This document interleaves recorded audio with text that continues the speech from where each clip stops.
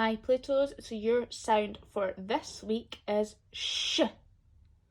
Now first of all, what we're going to do is practice writing the s and the h, so that when we come to writing our sh words, we are experts at using these letters. So for the s, we're going to start just in the middle, in between the two lines, so not touching the top, not too far down, so about the middle, and go round and down, and that is you. Okay, for the h, we're going to start at the very top, go all the way down to the bottom, and round and flick. Now you can see my little arch doesn't hit the top, it's about halfway again. Okay, let's try that one more time. So not too near the top, about halfway down, going round and back round the other way, and that is this. For your h, very top to bottom and back round and flick. Okay, so as you can see, I did not take my pen off the board at any point when I was writing each of those letters. So pause this video now and have a little go yourself at home. So here is an example of some of the sh words you will be practicing this week. So first of all, we've got ship, then shop, and then dish. As you can see, the sh doesn't always have to be at the beginning of a word. It can be at the end. Now, could you think of any more sh words before we practice them? Write them down, see if you can think of as many as possible. So on my board now, I have two different sh words, sharp and fresh. I wonder if those two were any of the ones that you thought of. Now we're going to have a go at diacritically marking these words. Okay, so I'm going to grab my pen.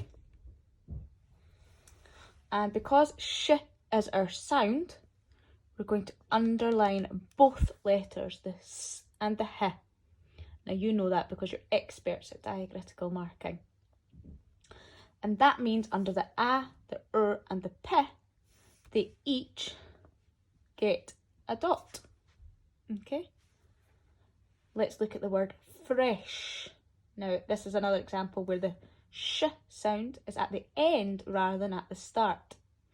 So it would be a dot for the f, the and the e, and then because sh is our sound, we would get a line under those two letters. Now if I wanted to put these into Elkanon boxes,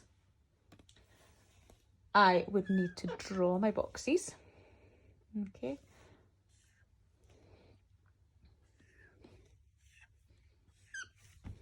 Okay. I'm going to put sharp into my boxes. So s and h need to go in the same box. A on its own, on its own, and p on its own. Now let's take a look at fresh.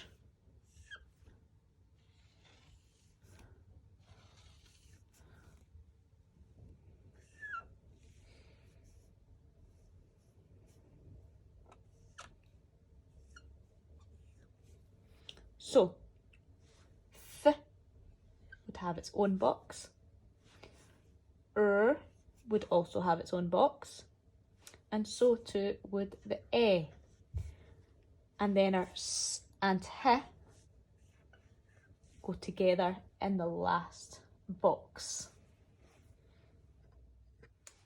Now our last little part of this video is for you to practice saying the words. So once I show you them on my little post-its here, shout the word as loud as you can at home. So here's your first one.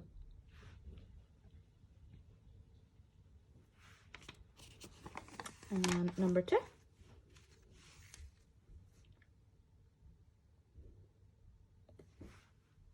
And the next one.